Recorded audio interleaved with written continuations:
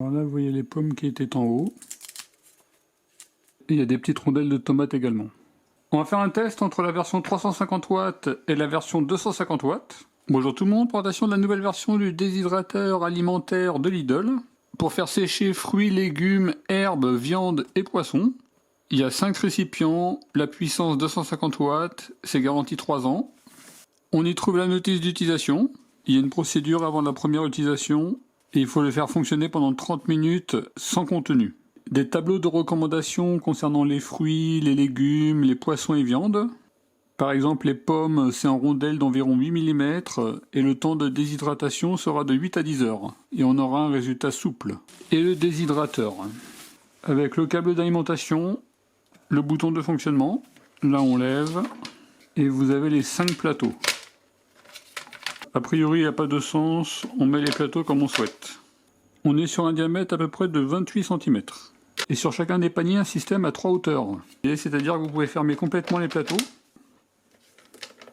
Ou faire un petit espace. Vous voyez, ça colle pas totalement.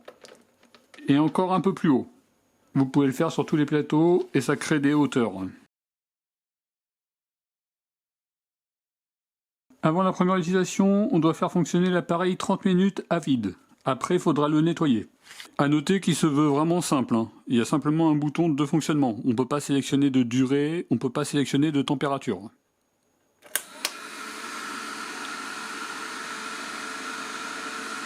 Bon, j'ai l'impression que ce modèle-là, il est plus bruyant que l'ancien.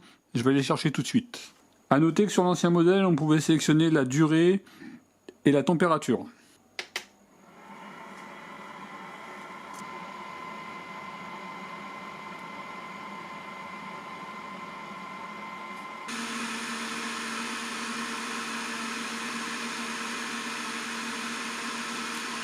Bon, là on va être sur un bruit qui va être quand même plus gênant. Alors on va tester avec une pomme. Là c'est une pomme entière.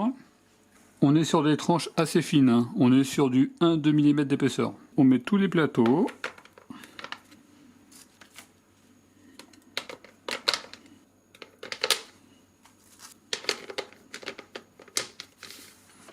Le couvercle. Donc là, comme il y en a pour 10 heures et que le produit est quand même assez bruyant, on va le mettre dans la salle de bain.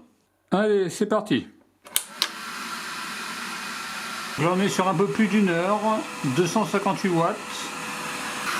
Et on est sur un peu plus de 56 degrés. On arrive sur 4 heures.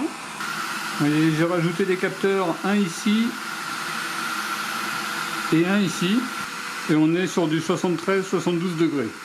On va arrêter, on est sur un peu plus de 10 heures. En termes de consommation, 2,542 kWh. Alors là, vous voyez les pommes qui étaient en haut. Des pommes assez fines, pas de problème. Le deuxième niveau. Pareil, rien à signaler. Troisième niveau des pommes. Pareil. Les poires au 4e niveau, là également un très bon résultat. Et sur le dernier niveau également.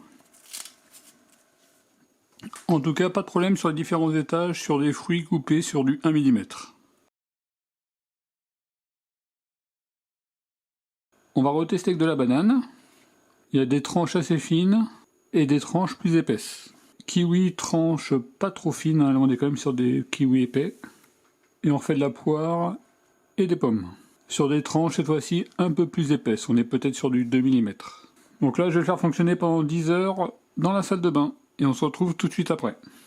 Donc on est sur un peu plus de 10 heures de fonctionnement, 2,54 kWh et au niveau de la température on est aux alentours de 70 degrés. Alors après 10 heures de fonctionnement, donc là vous voyez ce que ça peut donner. Au niveau des kiwis, on a un bon résultat. Les bananes en petits morceaux, également un bon résultat. Et après, ça peut avoir tendance à se bloquer, mais au final, on peut retirer assez facilement. Là, vous voyez, c'était un morceau de banane plus épais. Là, on sent que c'est plus moelleux. Après, là encore, on a un bon résultat. Dans tous les cas, kiwi, pomme, poire, ça sublime le goût. ce que ça pourrait donner avant et après.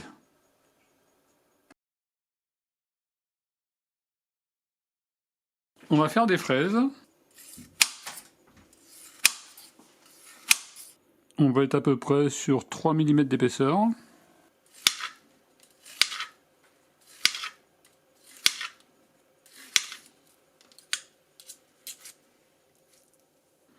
On a fait que des fraises et des bananes.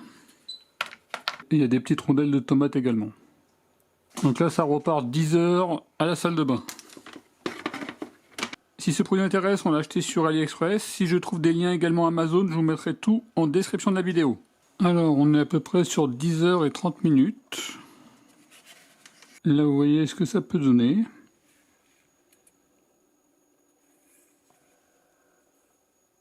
Au niveau de la tomate, on a un très bon résultat. Les bananes, on avait déjà vu, pas de problème. Et au niveau des fraises, vous voyez également un très bon résultat. Vous voyez comment c'est fin maintenant. En tout cas, quel que soit l'étage, on a un très bon résultat. Là, c'était le dernier étage.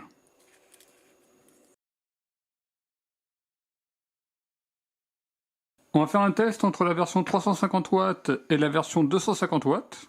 Pour vous donner une idée, on a fait les mêmes choses, ananas, poire, poire et mangue, banane, et là on a fait un total fraise. Donc là on va mettre 10 heures, et on va mettre le maximum de celui-ci, c'est-à-dire 70 degrés. C'est parti. Donc déjà en termes de bruit, on n'entend pratiquement que celui-ci. Au niveau de la consommation, c'est assez proche. Sur le nouveau modèle, 2,36 kWh et l'ancien modèle, 2,41 kWh. Au niveau des poires, on a un résultat sensiblement identique. L'ananas, c'est pareil.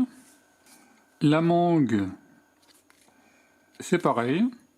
Au niveau de la banane, pareil, même résultat. Et au niveau de la fraise, c'est pareil. En termes de résultats, entre l'ancien modèle et le nouveau modèle, c'est pareil. En termes de consommation, c'est pratiquement identique. Ici, on est sur des quantités plus grandes. On peut régler la température et le minuteur, qu'il n'y a pas sur ce modèle.